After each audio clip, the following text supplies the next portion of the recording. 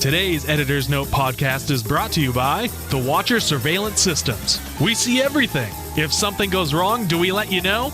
No. Do we call the police? No. Do we do anything about it? Not really. But hey, we see it. Welcome to the Editor's Note Comics Podcast, the only podcast coming from Central Maine's best comic book store by default. My name is Zach. With me is no one. At least for the first couple of minutes. Jared's away helping kids or something, and I'm stuck here in a basement by myself. If you haven't listened to last week's episode, this is going to be part 2 of our New Frontier review and eulogy to Darwyn Cooke. Before we get into that, I do want to cover just a couple of news stories, keep some consistency going. So with that, before we get started, does anyone want to get out? It's time for the news. This week, a new actor playing Superman was announced. He's going to be on Supergirl. Actor Tyler Hoechlin. I probably massacred that pronunciation. He was last seen on Teen Wolf. Looks fine, a lot of cheekbone. Saw him in Road to Perdition years and years ago. He might be good. He might not be. We'll find out. Mostly, I trust these guys. In more news, Grant Gustin revealed the title for the Flash Season 3 premiere. If you saw the finale and you know anything about the Flash, you'll have a hard time guessing it. It's going to be Flashpoint.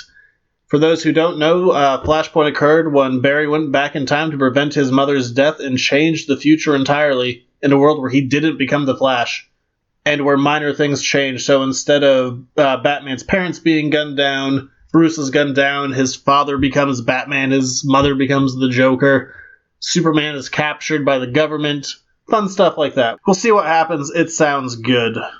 Last week, Warner Brothers said there were going to be a lot of new Justice League details, and they're kind of fine. Not a lot to say.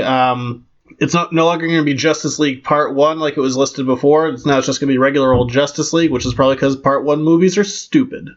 Or splitting up movies is stupid. It also showed stuff like a new Batmobile, which I don't think is really news because Batman with a new Batmobile in a movie, we've seen it, not that big.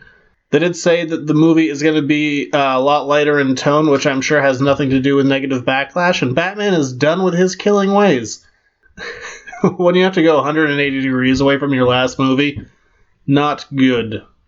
Just a few minutes before I started recording this intro, it was announced that Bryan Cranston is going to play Zordon in the Power Rangers movie. Not a lot to say, it just made me laugh.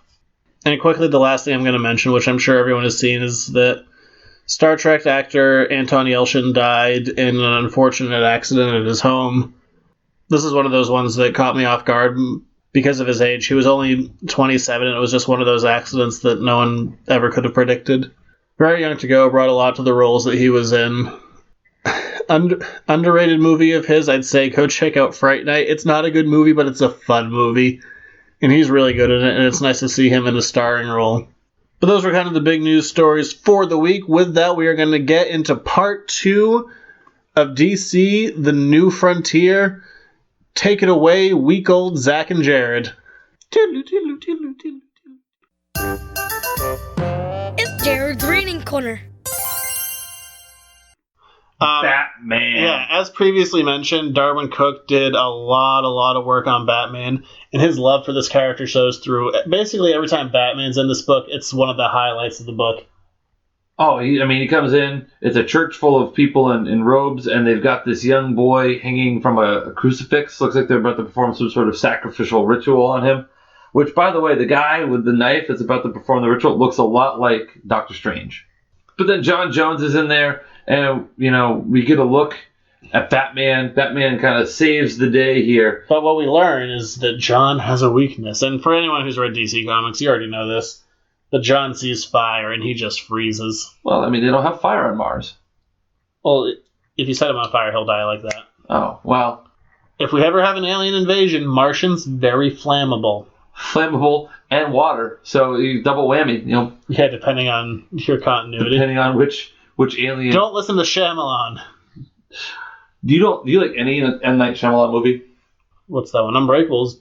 I like that. Oh, yeah. That's not bad. It's not bad. Sixth Sense you can't really watch after the first time. You get two viewings out of it, then after that, what's the point? Because the second time you go back and you pick up on all the hints. Yeah, and after that, what's the damn point? All right, so Batman goes to save the kid, and the kid freaks out. But there's a man dressed as a bat! Yes. Some kind of Batman! Ooh, deep cut. That's not. Well, that's a good pull. And Batman is a little offended. He's like, turn down a notch, kid. Yeah. I just beat up a lot of dudes in robes. Yeah, he's kind of bummed. But the big thing here is we start to get to one of the central plot items, and it's this book. How central is it? Pretty darn central. Center-ish, if you will. Right near the middle. And so then we're to meeting some more, like... Look, chances are, lay out what the villain is. This is our first hint at it, and they say that the center is coming. So let me ask you a question. Yes. What the hell's the center? It's the middle. Doesn't help. Because it doesn't really matter in this. The point of this book is not the villain. It's to have something that's larger than life. But what's the center? To be like an alien. Yeah, right? Yeah. It's kind of... If there's any part of this book that kind of falls apart, it's... The center. Whatever the center is. So anyway. It's vague. It's a giant island with lasers that makes you do drugs. And can make dinosaurs. Yes. Lots of dinosaurs. If that sounds vague, it's only because it is. That psychedelic scene's a little weird, though. Good art. Little weird. Good art, little weird. We meet Wildcat. Kind of skip over a whole scene where he's boxing. Somebody named Clay, who looks very suspiciously like Muhammad Ali. R.I.P. We didn't even talk about Superman versus Muhammad Ali. No, that was a drop point. Yeah. Done by Neil Adams. Good times. Muhammad Ali wins. Yeah, went 10 rounds with Superman. That's impressive. Do you think Superman was holding his punches? No, they took away Superman's powers to see who was... Because he's like... You think you're the best just because you have these powers. What happens if we take them away? Oh, you're going against Muhammad Ali, man. And then they do 10 rounds in the ring. All right. Because Muhammad Ali figured out that he was Clark Kent too. He's like, how? He's like, because I'm not stupid, moron. So not exactly how he said it. So we go all the way back to Central City, and we see our boy Barry chilling on the couch, much like I do. Occasionally, there's some empty beer cans and a box of Chinese food, and Johnny Thunder on TV. So he's talking with Iris, his girl, his lady love, his fiance. And then look out, here comes Captain Coles. Which, he's like the only super villain that makes an appearance in the whole book. Yeah, not until the very end, but even though those are all cameos. Yeah, Captain Cold's really the one who shows up to... And for what purpose? To have that awesome moment with the Flash to show that he has people that he loves. Yeah, and it gives us, allows us to see... I love that bit. So, Captain Cold zaps Iris's hand, gets it full of ice. Barry shows up, defrosts her, gives her a quick little peck. I love that. I grab a little sugar. Yeah, it's so good. Good for Barry. Now, do they call him the Flash because it was like that, or is it just more? Well, he took the namesake. The original Flash was Jay Garrick, who was in the Justice Society. That's why they even say when Wildcat sees this happen, he's like, I wish Jay was here to see this. Yeah. Can they show him reading Flash comics? He's just a fan. He's a fan who becomes the Flash. But I love this moment. Barry compromises Captain Cold's gun. He ends up freezing himself. In just the inner monologue, he's like, nobody messes with my Iris. Oh, yeah. But, sends him on a wild goose chase, but it really highlights, there's about probably a dozen or so pages that highlights, what the Flash can do. It's really quick. Yes. And then we go back and we're on Nellis Air Force Base. The one thing I would say, though, is this jumps around a lot early. Yeah, it introduces you to a pretty big cast of characters, no question. Yeah, we have Hal, who's showing his super good driving skills, because you need those as a Green Lantern. Yes.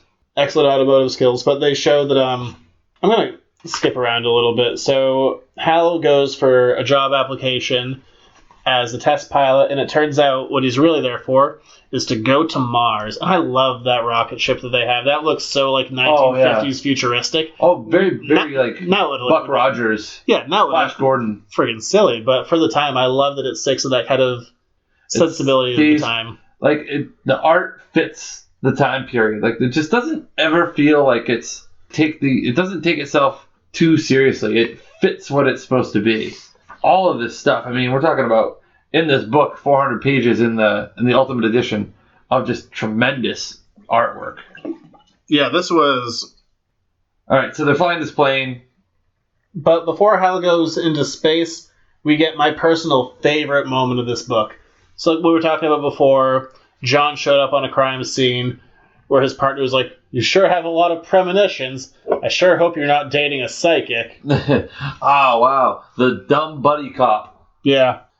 But John goes home to his apartment, which isn't his apartment. It's the apartment of the man who he accidentally heart attacked to death.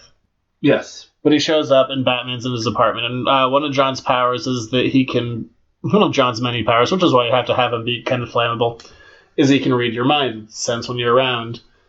And he just shows up at Batman's and they're like, "Who are you?" The better question is how. Yes. Like, you have your secrets, I have mine.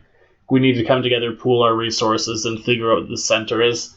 And normally I wouldn't do this, but I'm going to read this verbatim because it's so damn good. Yeah. And I'm not going to...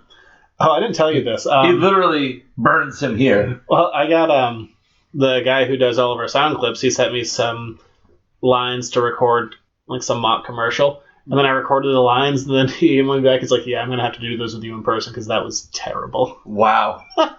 Look, I'm not an actor, so I'm not going to read these like an actor. But, man, I love... This is my favorite part. Can you give us your best Batman? Do you think that this Batman has, like, the gravelly Batman voice? No, no one has that voice. "I've been watching you. No, my Batman is Kevin Conroy. When I read Batman... Where's the trigger? No. I just hear, like... Where is it?" No. Whenever I read Batman, I just hear Kevin Conroy. I hear the voice of Batman in my head. So, Batman says we need to work together. He goes, "I've been watching you, Mr. Jones. I know all about you, except where you come from. My instincts tell me that you're to be trusted, but make no mistake. It took a $70,000 sliver of a meteor to stop the one in Metropolis. With you, all I need is a penny for a book of matches." Boom! And then he leaves, and I love that. Mic drop. Whenever Batman's in this book, it is the best. He's not in this book a ton either. He is used well. He just shows up, and he's awesome. But he comes in, does what he needs to do, and gets out. He doesn't go to be the center of this. This is, like you said, this is Hal Jordan's book. Yeah, Batman is not our eyes. Well, John's a bit of our eyes, too. Yeah, I think the two of them. Yeah, more than anyone, it's Hal and John's book. Then we cut to a ceremony, which this scene was cut from the movie, of Superman and Wonder Woman being honored by the Eisenhower administration for their work. But they're like, "Oh, by the way, Wonder Woman, get out." Yeah. That thing where you broke a bunch of international laws? Yeah. That ain't gonna fly with us, yo. We're not going to talk about that. So go back to your little Amazon palace, lady. So meanwhile, we get Hal, who's been working for as a test pilot. Yeah, this is what we were talking about before with them going to Mars and having a super fun time spaceship. But, I mean, it's the spaceship. I love the look of it. It's sleek. But then we also learn that Hal is not going to Mars.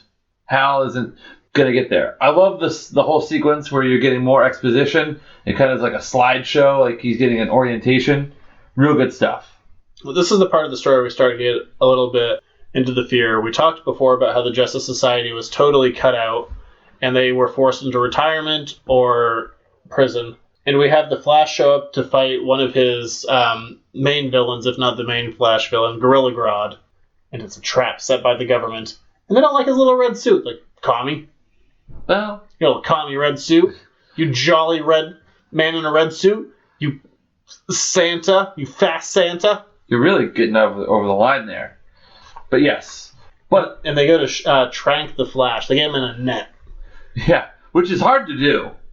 But then he just vibrates his atoms and gets out of the net and is gone. Yeah, and I like where... I'm only bringing this up because I like where it goes.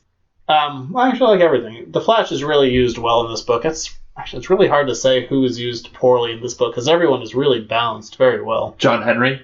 Yeah, we'll get into his stuff. Well, we haven't got to him yet in the book. Maybe we don't need to go entirely forward. Yeah, why don't we talk about... Oh, there it is. John Henry. We can talk about John Henry a bit. So John Henry in kind of the more modern DC universe. And for me, when I think of John Henry, I go back to the 90s and the death of Superman. And he's still a character who's used, but John Henry became Steel. You may remember Steel from the amazing Shaquille O'Neal movie. Oh. Technically a DC movie. Really? Yeah. Ugh. Kazam was not, though. I don't think Shaq's been in a movie, like a movie that prominently features Shaq is not good. Do you remember that he rapped? Yes, he had a rap album, Shaq Fu. That was a video game. That was also the name of the rap album. Was it really? I believe so. I hope not. I'm not looking this up. I don't want to know. I do. All right, You speak about what happens here with John Henry, and I'll find out. So John Henry becomes the superhero Steel in the DC universe, but in here we have the 1950s with a lot of fears, a big thing, especially around race. So John Henry goes with his namesake, and he doesn't have a word of dialogue in this book. All you hear is the John Henry song from his folklore, and it's just him killing a bunch of members of the KKK because they killed his family. Did you find it? I'm sad to tell you that there are multiple Shaq. What was the most recent one? That's what I want to know. What was the most recent Shaq album? Album 1, released in October of 1993, Shaq Diesel. Is that a type of fuel? It peaked at number 10 on the U.S. R&B chart. Jeez. It's actually certified platinum. That's amazing. Then his second album, released in November of 1994, Shaq Fu Da Return. D-A, Da Return. Shaq Fu Da Return. Yes. That one only peaked at 19th on the R&B. Doesn't he have a doctorate? Isn't he smart? Then You Can't Stop the Rain in 96. No, you can't. That's a natural phenomenon. And then, are you ready for this? His best album as far as like ranking on the U.S. R&B chart, number 8, was Respect. If that's not enough, he has a best of Shaquille O'Neal album and Shoot Pass Slam. I respect that as much as your free throw average, sir. Wow. So very little. So yes, Shaq, multiple rap album artist. We digress there. Also, I'll probably never bring up sports again. Well, sports where you put the ball in the thing. That's about all I know. But the John Henry thing, I really think it's just there to kind of reflect the times again. And the story itself is supposed to be about coming together out of fear and hate. But ultimately, in the story, he dies. Yes. He doesn't really play a big role in anything, I feel like. He's just kind of interspersed in there just to have him. I don't think it's just to have him. I think it's... It does sort of... what we said before, even though it's supposed to take place in kind of post-World War II and post-Korean War and the Cold War, they're dealing with a very prevalent issue of race. Yes. And here we are, 2016, and it's not KKK bad, but... No, I mean, we still face race issues, we face gender equality issues, we face sexual orientation issues. And to have someone standing up against that and dying... It's a powerful image. It's not in there for nothing. No. Especially coming out just a few years after 9/11 when there was certainly plenty of... Yeah. Hey, and maybe I'm wrong about this, but I strongly believe that all art reflects the time that it comes out in. Oh, absolutely. I don't think this is any different. I think that it's... Especially like popular, like pop culture art, like media. Right? John Henry doesn't play... No, he does not play a big role in the story. He doesn't interact with any of the other characters. But it's still an important issue to focus on in all of this, especially in a story like this, which an issue of literally world destruction, an issue that spans everyone, to also take the time to tell a small story. Yeah, it's like it doesn't matter who or what you are, kind of thing. Anyway, we go on. And any image with the KKK and flame and... Yeah. It's just, there's a lot to... But I love the way he intertwines the story of John Henry, because he does it using the folk song. Yeah. And in the folk song, John Henry dies. And the only frames you really see John Henry, you're getting those lines. And Steel, like in the 90s, when he was probably the most popular as a character, uses a gigantic hammer, which you also get here. But instead of a character wearing a Superman S that he's riveted together himself, you just get a large man in a black hood with a noose around his neck. Pretty stark imagery. Yeah, it's powerful stuff. So then anyway, we kind of get more exposition on the center. We got this guy who, I don't know if they're meaning for it to be like Dr. Seuss, because you got all these Dr. Seuss like characters. You got like the Grinch, the Cat in the Hat, Lorax. Yeah, it's someone who's writing a children's book, but I think, and they use those images to like say it's a children's book, that all kind of rolls into play. But then we, as we recently had with The Flash, who was, the government attempted to capture, he shows up on the news and says, I have to say this. It pains me, but I can't protect you anymore. There are people that I love, and now there are people hunting me. And I love how he ends it. He goes, good night and good luck. Yeah. And gets out of there. Boom. I loved it. It was interesting. It drew on shades of like Civil War for me too. Like I feel like there's some connection there, like the fear of the unknown that we have as people. Yeah, absolutely. I mean, and I don't think that's an unheard of thing of someone trying to sacrifice themselves and then to not be accepted for those sacrifices. Yeah. And a lot of that comes from a place of fear. Because this is an unfortunate, timeless story.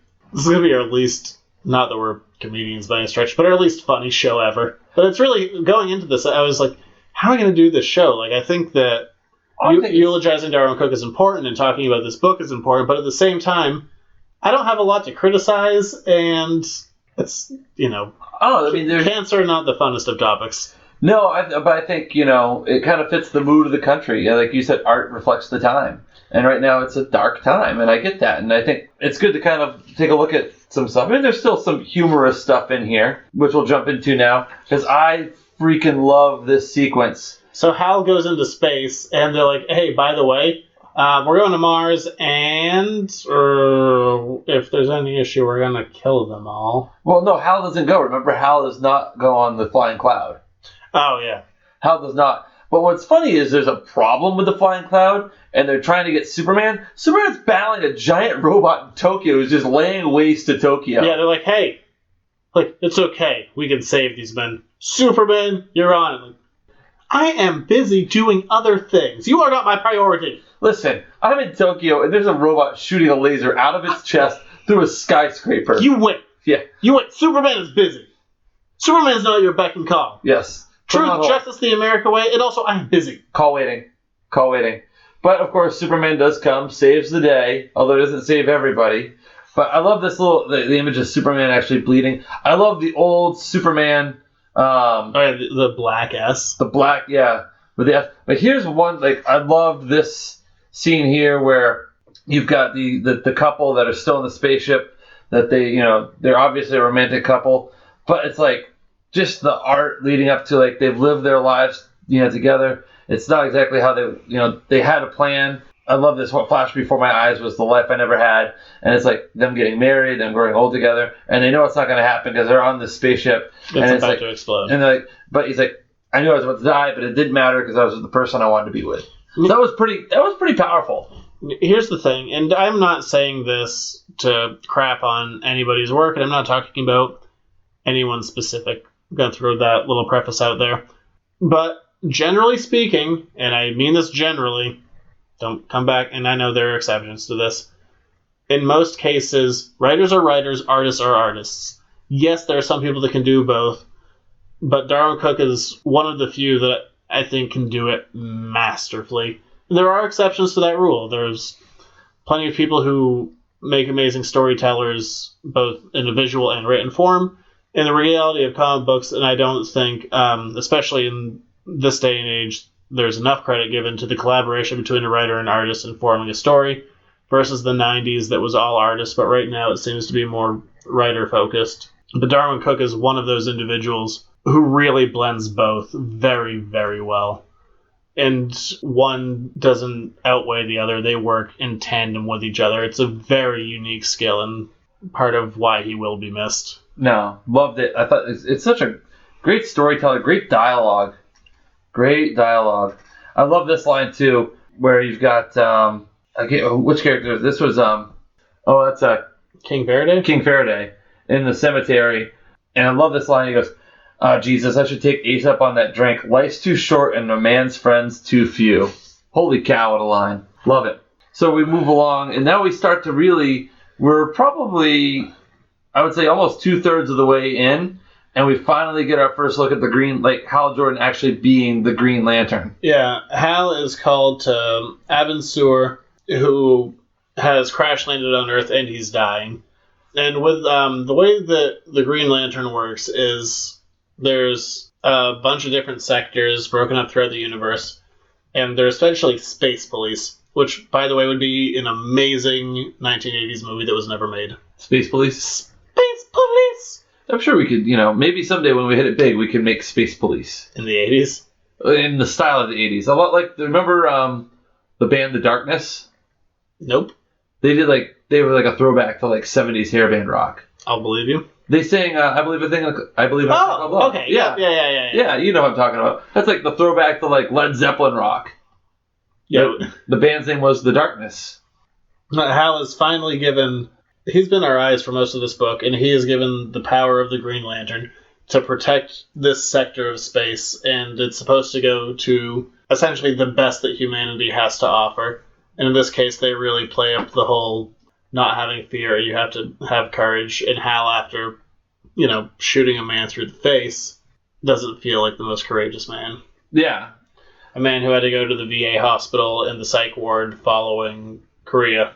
Yeah. So, I mean, they stripped him down. I mean, Hal is not like the same, like, if you're like a fan of the Green Lantern comics, or even like the movie. Nope. Not gonna mention the movie. And how Ryan Reynolds was like, just played Hal Jordan as like, I'm a badass who doesn't give a shit. Moving on from the movie. No, I haven't. Which they set up to have sequels and never went for. I saw that in theaters. I haven't seen it since. I mean, it wasn't very good. No. Anyway. Once was enough. Once was more than enough. He's better as Deadpool. Yes, he is. And here's a little bit of a difference between the comic and the movie. Hal practices his powers with the ring a little bit. We don't see it until the very end of the movie at all. He just really doesn't touch on it. And he says, and this is actually my least favorite thing in the book, Hal has a catchphrase. Sufferin' Susie! I wasn't going to say it with you in tandem this time. I was hoping that you would, because it would just be like, it would add to the mystique and the legend and the lore of the Edited Note Comics podcast. Now that there's another clip of us like speaking floating on the internet. Which, by the way, my name is misspelled on the tag of the quote. You said you weren't going to bring it up. Well, you know what? It's my goddamn name. Jarod. Jarod. At least, but you know what? He works for free. If you let me finish, I appreciate the hard work that he brings forth for the podcast. Secondly, at least it wasn't Jerry. Oh. Don't tweet him that. Definitely don't tweet him that. You tweet me at Jerry, and I will tweet your face with my fist. Or you can just block them like a normal person. Yeah, but then I don't want to, cause hate for the podcast. Tweet your face with my... That doesn't make sense. Listen. Are you going to tweet them the fist emoji? There's a fist emoji, right? Yes, there's a fist emoji. There's also a middle finger emoji. Is there really? Oh, yeah. There's an emoji for everything. I don't know these things. So Hal kind of experiments with his powers, but then we're getting to, like, for me, it'd be like the last two reels of the movie, the last reel of the movie. This is where business is about to pick up. Everybody's in place. All the pieces are set on the chessboard. Now let's get it rolling. Yeah, we have some of our characters are discovering their powers. Some of them have been split up. I mean, I was going to say Wally. No, Barry has stopped being the Flash. Wonder Woman is off on Paradise Island. Batman is still unsanctioned by the government. And we're a little bit separated. But now we get our threat, and we have to bring it together. So we get some more exposition, and then we get Robin. Where did Robin come from? I don't know, because Batman's been doing... this is one of my other favorite things, and a lot of my favorites in this book come from Batman. So we mentioned earlier that Batman is in the church, and he saves a young boy, and the kid freaks out because he sees Batman. And this works so well with the history of DC. So Superman goes to see Batman, and there's been a costume change. And it looks very similar, but not exactly, to the Adam West Batman. Yeah, it doesn't have the big ears that kind of curl back. This looks more like the cowl you're used to. Bruce looks like he has more of a chiseled chin. This kind of gets us closer to what we know. Well, it's the Silver Age Batman. It's a lighter Batman. And eventually there will be an episode on the history of Batman and how Playboy saved Batman. Playboy saved my adolescent years.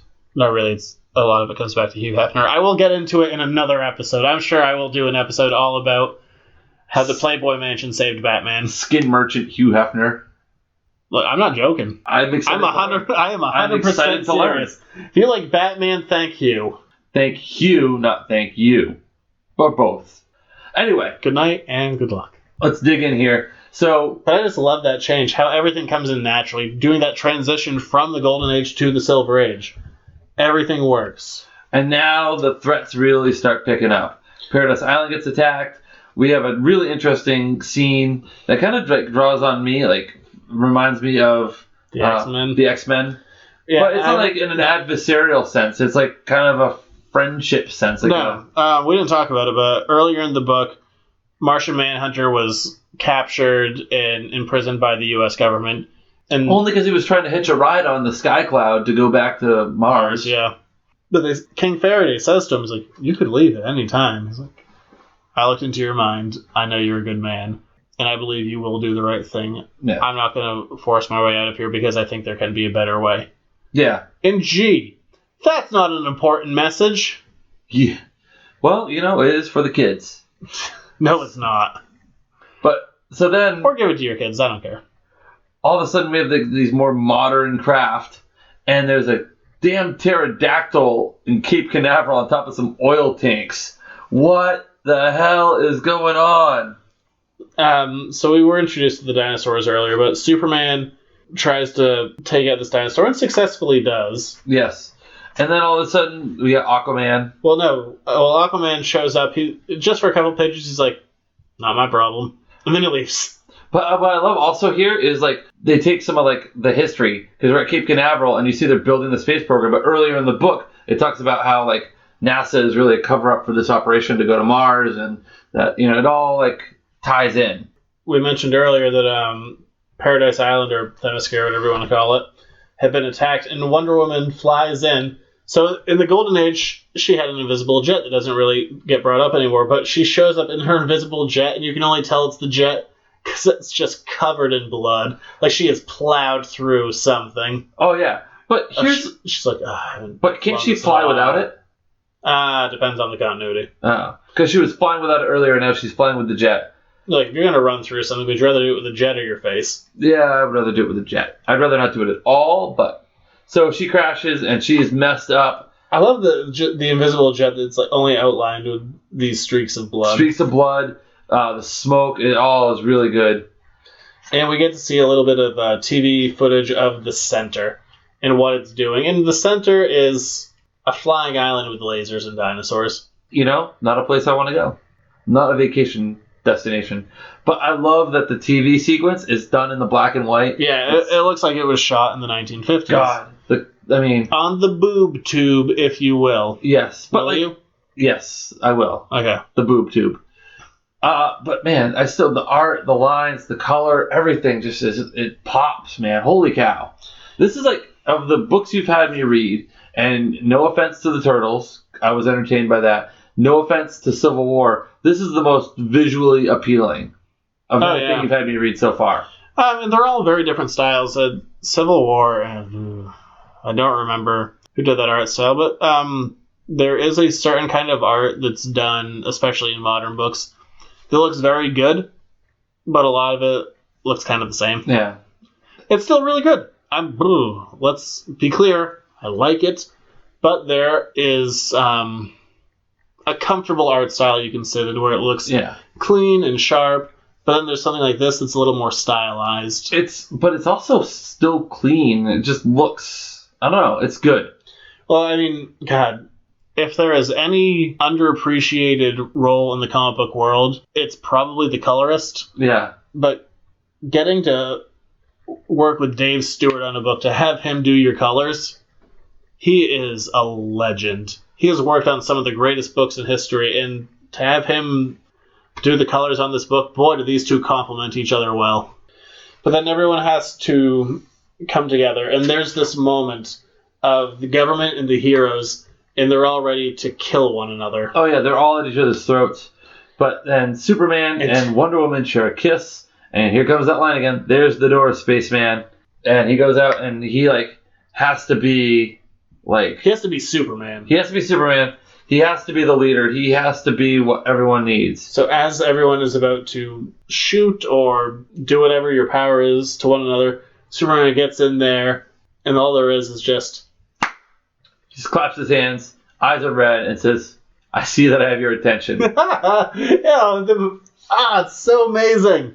But I love the imagery of Superman. It just looks like the old Superman. And very much in that old way of Superman for truth, justice, the American way. That's this Superman. Yes. And everyone rallies around him. Everyone rallies around those basic, fundamental ideals. Yes. It's just, but then there's a bit of a problem. Superman gets his ass kicked. That's the problem. And... How key is that, though?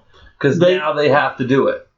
They're given the tools to do it, and Superman goes out and loses immediately. Oh, and quickly. He's in a ball of flame. And falls into the ocean. The panel, like, where they're all in shock, John Jones is this new green bald guy, like a green Professor X, really. Oh, yeah, I love that so much, where he comes out, he's like, the last time someone saw me in my form, they had a heart attack and died. It's like, but I'll fashion myself after your greatest hero. And he tries to look like Superman a little bit, and King Faraday's like, real men wear pants. He's like, fine. I'll put on a suit, shut up. Then this weird dinner scene on the moon, didn't really understand what that was all about. Miss Zatanna. It's not really worth getting into. It's not super deep cuts, but it's enough that we could just move on. There's, we get Phantom Stranger up there. Yeah. Zatanna. Who else is there? Billy eating some ice cream. Oh, Shazam! Shazam's there, that's right. So we get that, but then we get back. Lois Lane is obviously just crushed, right? But now we get back into it. Hal's flying, has the ring on after he crashes. Suffering Susie makes this. And he's ready to charge his ring. Yes. But then this is one of my favorite things. So the government and the heroes have all come together, and they're ready to fight this giant flying space turd that looks like it's from Star Trek 4 with the whales. But not before coffee and donuts and a little chit-chat between the Flash and Green Arrow. Like that giant, weird space thing from Star Trek where they're trying to talk to whales. Oh, yeah. With, what was that, Voyage Home, where they have to go back in time? Yeah, it looks like a giant space turd. Yes. And the center looks like that. Yeah. And, of course, bringing the two whales back into the future. No whales here. But, so are they still at Cape Canaveral? Let's say they are. Yes, they're at Cape Canaveral. But the guy who went to trank the Flash earlier, he's like, hey, buddy, no hard feelings, just following orders. He just gets Oh, yeah, King Faraday gets popped. Oh, just decked by Bear. He's like, all right, and I'm out. I love this. I had him look, it's the Illinois Flash. You get the old Flash there, right? No, that's not the old Flash. Who's that guy with the... Who's this dude here? Oh, Adam Strange? Oh, Adam Strange. I like how you said it, like, oh yeah, Adam Strange, you don't know. Oh yeah, Adam. Yeah, he and I go way back. Look, he's a golden age. Or, no, he's also silver age, but... So everyone's smoking their pipes, having a good time, and they've got this chalkboard with, like, what do we have to do to win it, and... The plan is basically, Ray Palmer, the Atom, is gonna... Well, he's not the Atom yet. He's gonna set Flash up with his technology to shrink things, but it's unstable, so it's gonna blow up. So they're going to distract the center, the Flash is going to run around, shrink the center down, and then the center is just going to blow up. Simple plan. Easy plan. Don't get eaten by dinosaurs. Yeah. And then the walk. Oh, love the big splash page where they're all walking out. You've got everybody. Well, this is one of those, cue the music kind of moments. It's like everyone walking in a line. And it's one of those things, if you can tell, just looking at the static page, this is a slow motion walk. Oh, yeah. At sunset with everyone together, united. Ready to roll. And John's still in a suit. Ace Get into your shorts, John! Ace is looking pretty BA. John looks pretty haggard here. He's got his ties untied. He staggers. Remember, his telepathy is interacting with the center. And we got Blackhawks in there. We got some deep DC stuff. Hal Jordan. Because Hal is like, hey, we also need to attack it from the inside. Yes. I'm going to fly a plane in there and we're going to go bomb the inside of this thing while the Flash runs on the outside. And then all of these weird alien dinosaur creatures, they come out and they start raising all kinds of hell. Yeah, and at this point, we're kind of, there's still a bit of book left, but really we're just into the final battle. We're into the final battle. We don't need to do this blow for blow, but we do get some really weird art when Hal goes into the center, and it gets super psychedelic. Oh, yeah. It looks like an acid trip. Oh, lots of green, lots of just weird. Everyone's distorted. But they win. Well, you really cut that out. So Barry ends up doing what he needs to do. and the center is shrinking, but the explosion is still too big. So Hal has to really do his first act as Green Lantern, and he captures the explosion and throws it into space. Pretty badass. But then they're all celebrating their victory, and Aquaman shows up, and he has Superman. He's like, this one has been asking for a woman named Lois. Oh, and the look on her face. But in the panel before that, one of my favorite lines, as I associate with this random guy, I think he's a member of the Blackhawks. He's standing next to Green Arrow.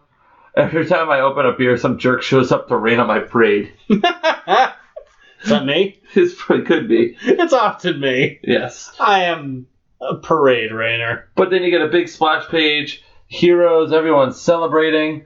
Wonder Woman's embracing the Flash. This is a picture that Jimmy took. Yes. Somehow Aquaman, who did jack shit, is like in the center looking all like, hey, look at me. Does Lois, by the way, know that Clark kissed Wonder Woman? Let's not worry about that. But then it sets everything up. There's panels kind of hitting each person in the next. But what I love about this is interspersed throughout this is John Kennedy's New Frontier Not speech. interspersed. This is like the next 12 pages. It is his I'm just guessing speech. Here. They just lay out the New Frontier speech. But no, it's a great speech. What is the line? Because this is like when like from a historical standpoint, like. And they show beautiful imagery. Oh. And you see so much of DC in here. You get to see that John Henry Irons, it might not be Steel. You see that he has a son. And Rick Flag, who we didn't talk about, also dies fighting dinosaurs, and he also has a son. And you get to see some really classic imagery. You see Lex, and you see the Atom, and you get to see the formation of the Teen Titans, and you get a really famous image of the Justice League all united underneath a flag together, and you see a lot of heroes in this beautiful splash page of everyone. But like well, you don't know this, so I'm going to finish this. I just want to touch on like the point of the speech, because like it was like height of the Cold War. He's making this New Frontier speech, and one of the best lines is like, I tell you that the New Frontier is here whether we seek it or not. Beyond that frontier are the uncharted areas of science and space, unresolved problems of peace and war, unconquered pockets of ignorance and prejudice, and unanswered questions of poverty and surplus. And man, holy cow, does that reign true today in 2016? This speech was in the 1960s. This reigns true today. This book ends strong. There's a note beyond this, and I want to touch on it. So, right before everything ends, we get just this beautiful splash page. It shows a huge chunk of the DC universe. There's Batman, Robin, The Flash, Wonder Woman, Aquaman, Green Lantern, Hawkman, Hawkgirl, Shazam, Plastic Man, Speedy, Green Arrow, Black Canary. It goes on and on and on. I think Jonah Hex is in there. Yeah, but Supergirl's in there. Then, this ties in so beautifully. We get the first cover of the Justice League fighting Starro, who's a dumb villain, but we won't deal with that. And this is what it is. So everyone has put aside the differences. They've come together. And very much, and I said it before, I'll say it again, in very basic American values. And this alien attacks Earth. And it ends with Jimmy. And it just says, Miss Lane, here they come now. And it ends on that cover of Justice League of America #1. And he just says, it's going to be okay. Boom. Done. It was great. Jesus. This is... You love this book. I do. This is everything a comic book should be. This is it at its core. This is it at its root core. This is what makes the genre. This of the stuff you've had me read so far, this is really, I like it a lot. It felt big. It had a big feel to it. It had a story. Did I get lost? Yeah. But I don't know the source material. I mean, yeah, especially... But it didn't take away from my enjoyment of it. Because we didn't really touch on the stuff that I thought was easy. Like, they stay by the boxing ring for a while. I don't really talk about that, because they're all out of costume and just... I was like... I could even kind of pick up on some things based on what they were saying, but... No, I enjoyed it. I think it's definitely worth the read. And we basically spoiled the whole damn thing, but... So you don't have to read it now. Yeah. But beyond that, the art, the quality of the art, the imagery, it's really fantastic. And, like, it's just visually appealing, and that it helps make it that much easier to, like, run through, and I don't know. I like it. It's clean. It's nostalgic. It had a feel of nostalgia for it. It didn't feel modern. It felt like a true throwback. This is the kind of book that should be read. This is something that stands out if people get confused about or question why this medium is important, what stories it has to tell. This is the kind of book that lays everything out there, that gives you that important feeling that even if you just sit down and read this stuff for 10 minutes at a time, that it can remind you of what's important. And there's a movie, too. So read the book and watch the movie. Yeah, the movie's pretty good. It holds very true to the essence of the book. They just don't have the time to get into it. Overall, this is a masterpiece. It should be read, and it's a book that will be remembered. And so my feeling, your reading recommendation is New Frontier. Oh, absolutely. I mean, Darwyn Cooke was a master in his field. He will be missed, and especially to go so young at the age of 53 to cancer is terrible. Outside of New Frontier, any other Darwyn Cooke stuff that you recommend? I mentioned it earlier. I'd say go read Parker the Score, or the other one. Using his very unique art style, he went back, I think it was in 2007, and he did Will Eisner's The Spirit book, and he worked on that, and he really revitalized The Spirit, especially in an unfortunate time when The Spirit movie came out. Don't watch that. It's terrible. I feel like any movie we've mentioned today was like a don't watch this movie. I said, go watch New Frontier. That's fine. Well, okay, outside of New Frontier, let's talk about the movies that got mentioned that caused you to grimace in horror. Signs. Don't watch that. Green Lantern. Don't watch Green Lantern. We mentioned the band Creed earlier. You shuddered. That was before the show. Yeah, but I was just saying. I said don't listen to Creed. Yeah. I said, or Nickelback. Nickelback or Limp Bizkit. Yeah. I combined Limple Bizback. I made the worst band of all time. Nickelback. Awesome. Limp Bizkit, Nickelback came together and formed the worst band in the world. It's like the opposite of that Tenacious D song. The greatest song in the world. Yeah, the worst band ever. I'm sure you can find worse bands if you tried hard enough. Could you? Anything big at the shop going on? Rebirth is still going pretty strong. By the time this ending comes out, I don't know what I'm getting in this week because it's 2 weeks in the past. Hello, the future. Wow. Days of Futures Past in the podcast. But we're getting into my wheelhouse next week, right? We're getting close. We're getting there. We're getting closer. Yeah. Getting closer. I'm gonna have a nerdgasm. And I'd be like, ooh, I know this stuff. I do. I do it ahead of time. Yes. I didn't have to do any reading. Because, who wants to read books? Well, these are books with really pretty pictures. Me. Yes. In all fairness. Awesome. Where can we find you? EditorsNoteComics.com on Facebook, Instagram, Twitter, on YouTube, and Google Play. Yeah, and iTunes. Please rate, review, subscribe on iTunes. I would like to try and get our numbers up. We're doing fairly well, but if you could help spread the word of the show, anything is appreciated. And where are you? I'm on Twitter @JuniorRich. Yours is so much shorter than mine. Because I don't own a business. That's fair. I'm just local internet celebrity. Yeah. And also, of course, you can find me at the shop. But Water Street and Hollowell. I am there. How are the Wombox sales still going on? It is. Buy 2, get 2 free. There you go. Find some hidden treasures. Actually, I know there's a little bit of Darwyn Cooke in there. You might find Solo or some of his Spirit books in that. And there's also a fair number of graphic novels of his that I have kicking about. But that will do it for our first 2-part episode. I know this wasn't our typical stuff, but it was worth going through this man's work, and especially a book like this. I hope to come back where we'll hopefully have a lighter episode, not dealing with something as serious as this. Oh, I want to say it's serious in that, Darwyn Cooke's no longer with us, but I think the book is a great testament to his skill and his ability, and if you can take it and look at it that way and enjoy the book, then it's really a good thing.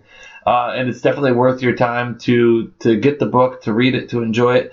It's a great keepsake. If you're a comic book person, what are you doing listening to the show if you're not? Unless you're some of my family, and then I feel like I've really bored you to death. Yes, but it'd be a great coffee table book too, or a good just have it in your collection. The art, though, for the art alone and the pages of art in the back and everything about it, though, it's just granted, we're not talking about a movie. We're not tearing anything down. We're building this thing up, man. This was good stuff. And I'm not a comic book guy. I'm just dipping into the realm. That's what the show's about, is to flex Zach's knowledge and my idiocy. His toes are in there. My toes are in. But holy shit, visually, I got lost in the art of this thing, too, which was great. It's a beautiful read. I strongly recommend picking it up. It's one of my absolute favorites. We will be back next week with a topic that I may or may not have decided on.